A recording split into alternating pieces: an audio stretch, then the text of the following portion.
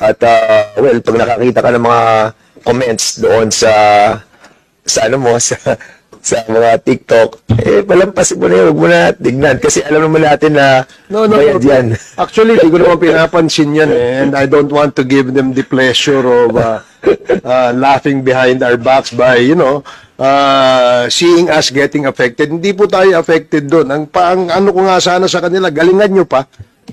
Kasi parang kulang yung galing nyo. Yung mga vloggers lang. Anyway. A few moments later. Meow meow meow meow meow meow meow meow meow meow meow meow. All you trolls and malicious vloggers, let me say this. It is all right to criticize us politicians. Kasama po sa trabaho at sa hazards ng public service yan. Pwede nyo kaming i-criticize hanggang magsawa kayo. Because we cannot be onion skin. You can criticize us all you want, as long as your criticisms are anchored on the discharge of our official duties and functions. But when you cross the line, Madam Speaker, and impute malice on what we do and attack our persons, you cease to be protected by your constitutional rights. Even the Supreme Court ruled that when your statements are done with malice, you are liable under the law. Panindigan na lang ninyo ang paninira ninyo. Hindi naman pwede na porke politiko, pwede mo nang akusahan ng lahat ng krimen at kasinungalingan, tapos wala ka ring pananagutan?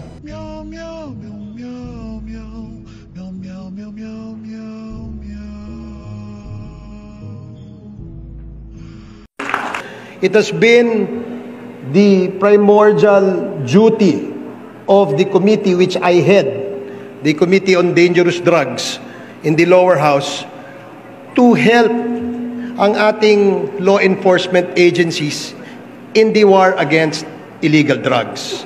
Napakaswerte po ng Pilipinas dahil nagkaroon ho tayo ng pagkakataon na magkaroon ng isang presidente na ang advokasya ay labanan ang ating problema sa droga. Seen a lot of people, politicians, and people from the private sector who have always been announcing that ako ay kontra sa droga, ako ay kontra sa ganyan, but never na nagkaroon ho tayo ng isang leader na ipinakita ang kanyang leadership para labanan o mag-declare ng totoong gera sa droga. At walang iba ang pwedeng gumawa niyan, kundi po si President Rodrigo Roa Duterte. Bihira ho tayo nakakita ng isang leader na bukod sa kanyang deklarasyon na war against drugs and war against criminality and war against corruption, meron pong ipinapakitang totoong datos. Kaya nga ho, meron tayong real numbers, PH, because that only indicates the real picture. And that real numbers tell everybody na ito ho ang totoong kalagayan ng ating bansa. Maglagay man ho tayo ng 100 President Duterte dito sa Pilipinas. Ngunit kung hindi masusuportahan ng private sector, hindi masusuportahan ng ating ahensya, palagay ko, hindi ho magsasucceed at hindi ho magiging victorious ang ating leader kung ganon.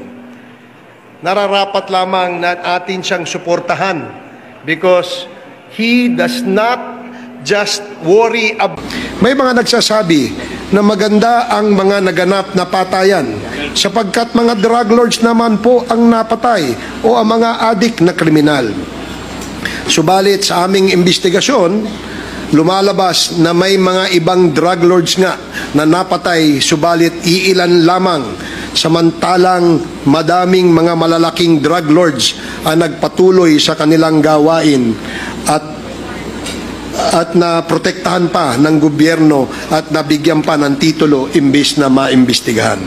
Libo-libo ang mga pinatay na mga tricycle drivers, homeless na nasa kariton, construction workers at mga ordinaryong tao na halos wala nang ang makain at walang laban, mga taong napagtripan na lamang. Ito ba ang mga drug lords?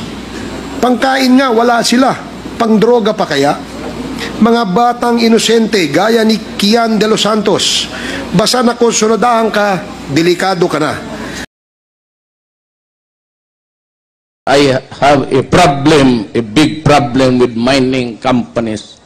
They are destroying the soil of our country. Karamihan ang ginagawa ninyo ngayon, especially Surigao, puro butas-butas na. You have to stop. Matinding pagmimina sa Surigao ayon sa Facebook page ni Sir Jay Sonsa, mayroong ilang legal na pinatatakbo at marami ang illegal na pagmimina.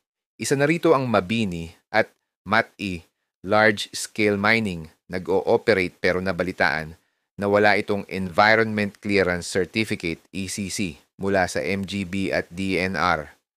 May nakitang petisyon na isinumiti ng isang grupo ng mga Highlander na tinatawag na Mamanwa na nagpapahiwatig na ang mga mining site sa Surigao del Norte ay iniulat na pagmamay-ari o inaangkin ng magkapatid na Governor Lyndon at Congressman Ace Barbers.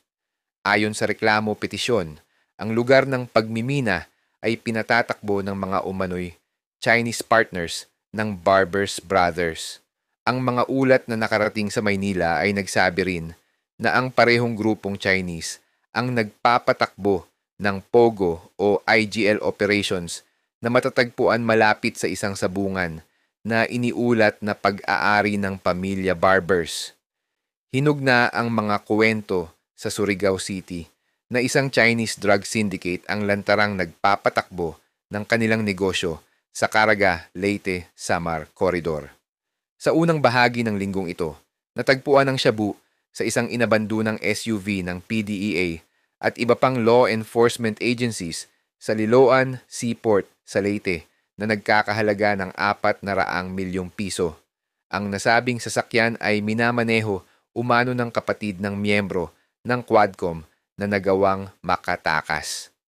Sinalakay din ng PDEA ang isang hotel room sa Surigao City na iniulat na venue ng pot session ng mga kilalang lokal na personalidad na nahook sa illegal na droga.